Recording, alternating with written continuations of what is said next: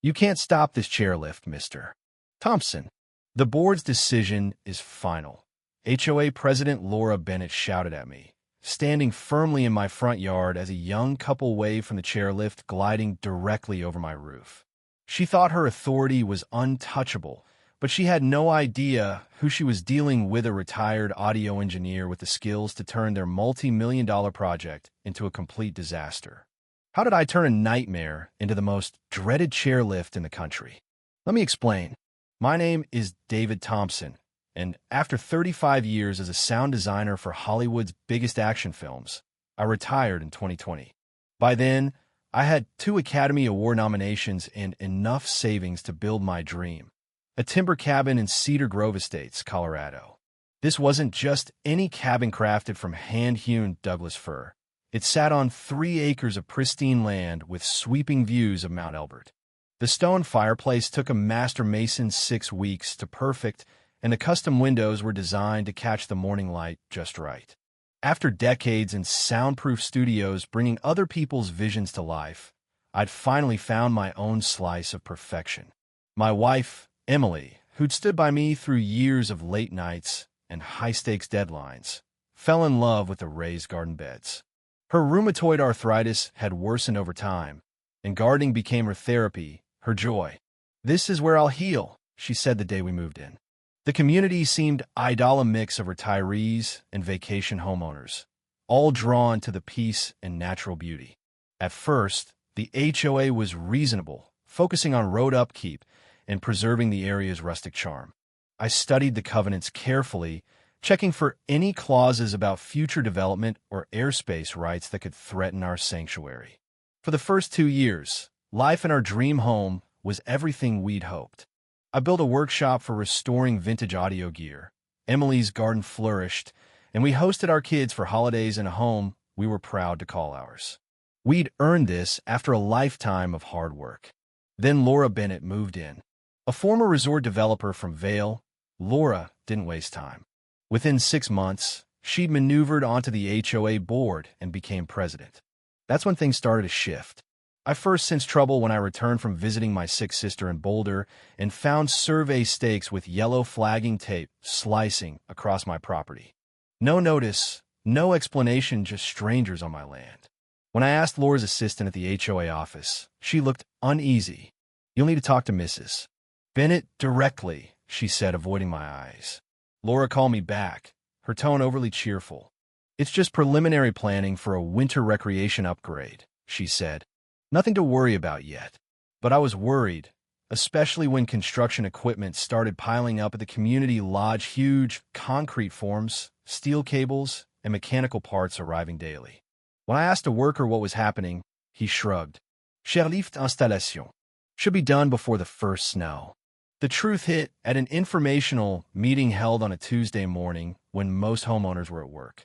I rescheduled a dentist appointment to attend, but only 8 residents showed up out of the neighborhood's 70 homes.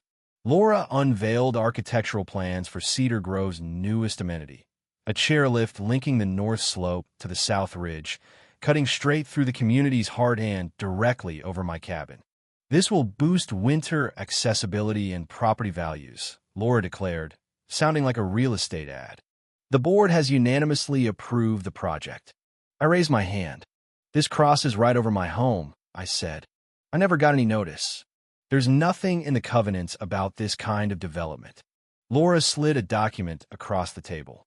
Section 37, paragraph C grants easement rights for community improvements. Letters were sent out in March, she said, her smile tight.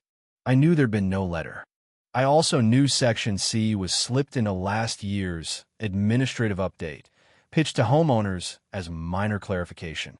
As I left the meeting, my neighbor, George Harper, a retired attorney, pulled me aside. "This isn't right," he whispered. "She's running this place like a dictator. But watch out, she's connected. Her husband's firm is handling the construction, and her sister's on the county planning board." I didn't wait. The next morning, I contacted Michael Carter, one of Colorado's top property rights lawyers. After reviewing my documents, he gave me bad news. "They've exploited a legal gray area," he said.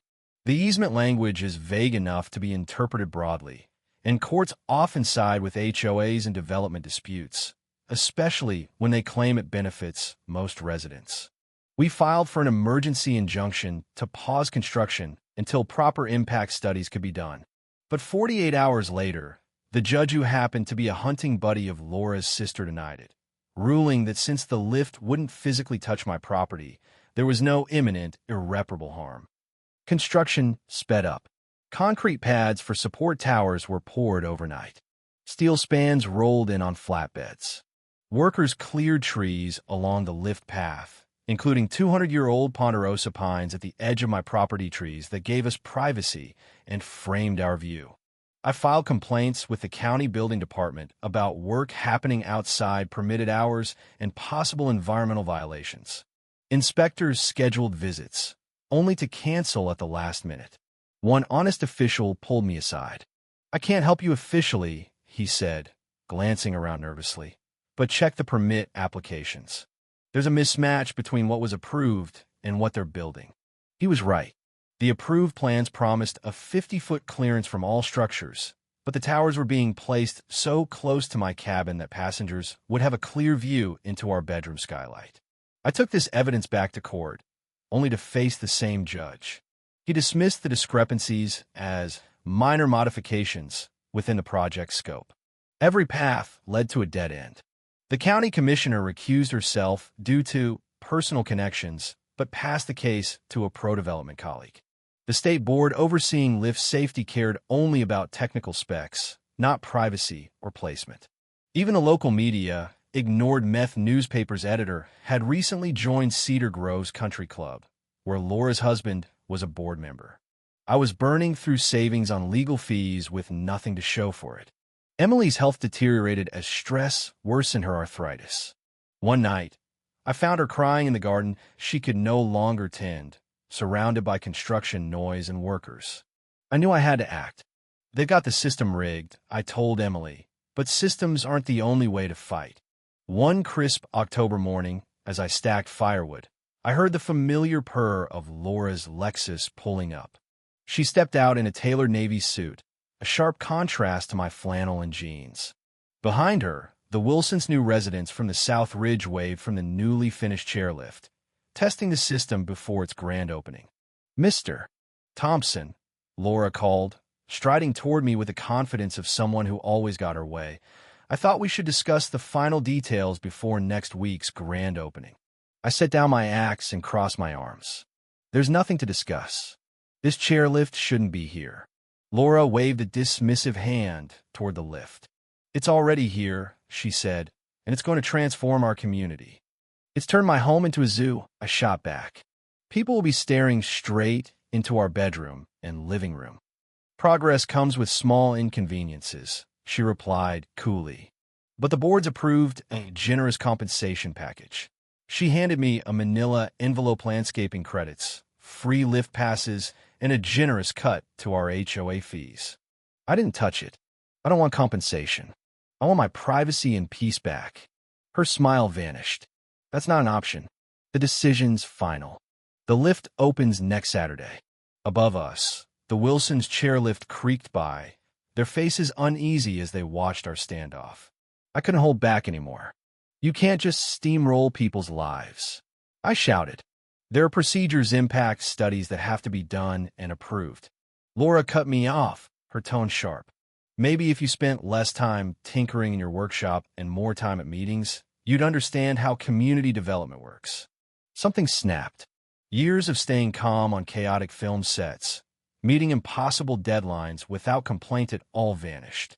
"This isn't development," I yelled, pointing at the chairlift. "This is an invasion. That's my home you violated, not some box on your checklist." Laura's expression turned cold. "I get that change is hard for people of your generation," she said, "but Cedar Grove is evolving.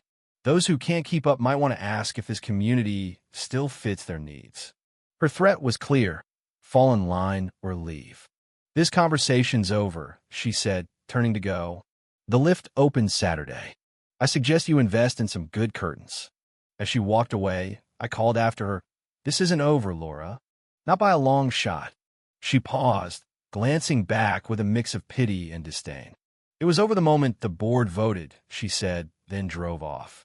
As I watched her go, the Wilsons still visible on the chairlift overhead, I knew the usual tactics had failed. It was time to use the skills I'd spent a lifetime honing. Most people don't realize what a sound effects specialist does.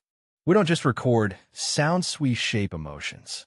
The right sound, crafted and placed perfectly, can spark fear more powerfully than any image.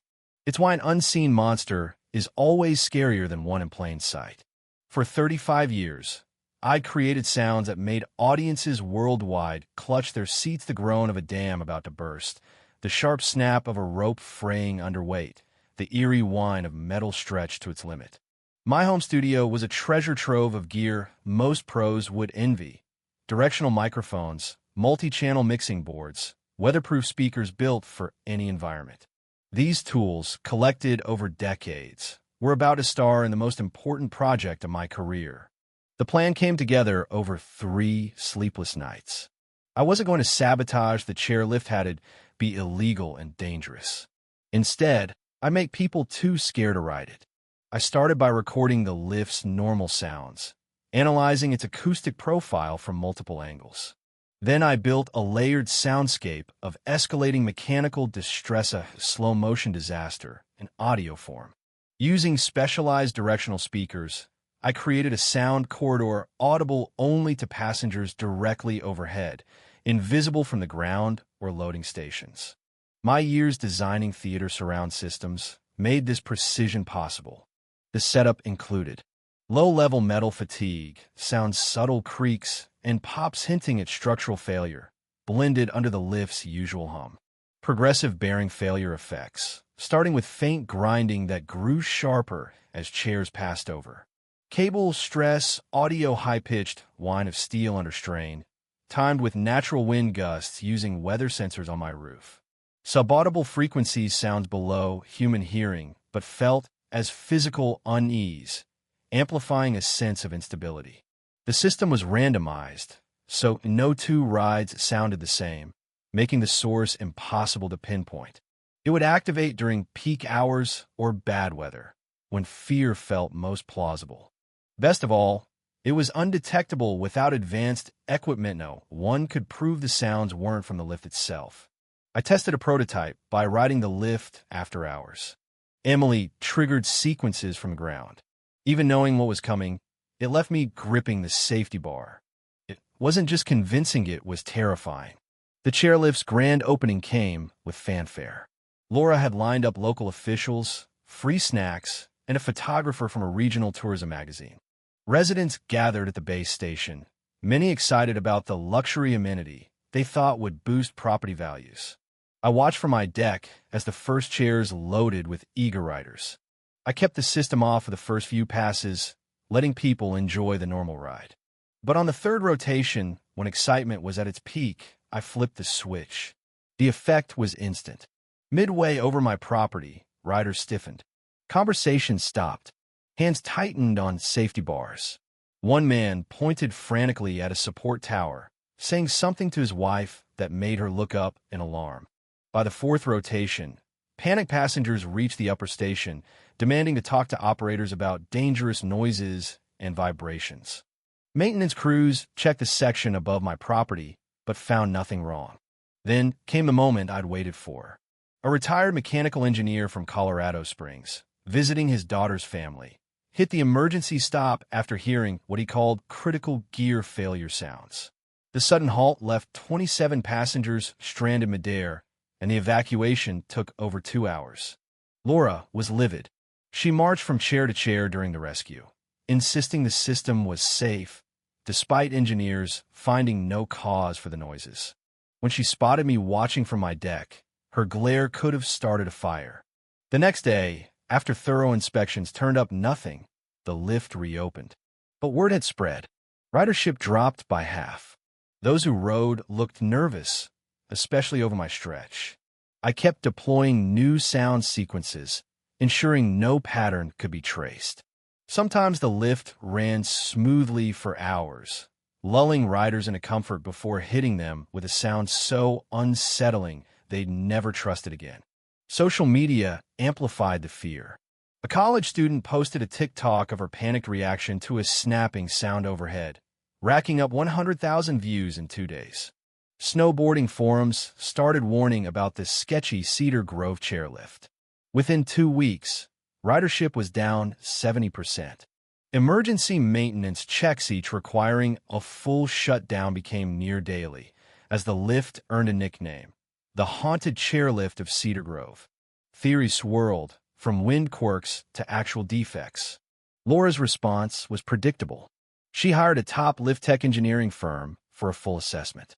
They spent 3 days testing every part, replacing bearings and cables as a precaution, and adding vibration sensors. They found nothing. Next came audio experts to check for acoustic anomalies. They, too, came up empty. Laura stood in my yard again. Weeks later, her confidence shaken. "You can't stop this chairlift, Mr. Thompson," she said, but her voice lacked its old bite. I crossed my arms. "Seems like it's stopping itself." She narrowed her eyes. "If you're behind this, I'll find out." "Good luck," I said, keeping my tone even. "Sounds like you've got bigger problems." The lift never recovered. By spring, it was barely used, a multi-million-dollar eyesore. The HOA board, facing mounting costs and resident complaints, voted to decommission it. Laura resigned soon after, citing personal reasons. My privacy returned, Emily's garden bloomed again, and our home was ours once more. I didn't destroy the chairlift, I just let it scare itself to death. Sometimes, the right sound at the right time is all it takes to remind people. Even the most powerful systems can't silence a determined voice.